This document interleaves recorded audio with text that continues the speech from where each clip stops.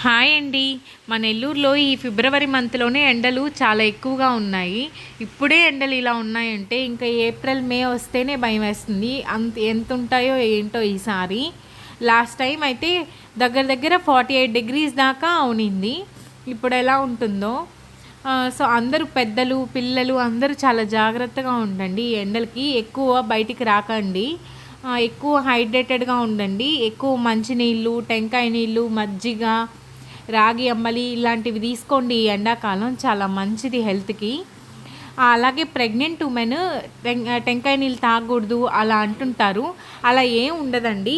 ఎంత కుదిరితే అంత మీరు ఇప్పుడు బాడీ కూల్ అయ్యేలా చూసుకోండి. టెంకాయ నీళ్ళు తాగితే ఏం పర్వాలేదు. కావాలంటే మీ డాక్టర్ని అడగండి. అలాగే దీనిలో ఉండే కొబ్బరి తింటే కూడా పిల్లలకి జుట్టు బాగా వస్తుంది అంటారు.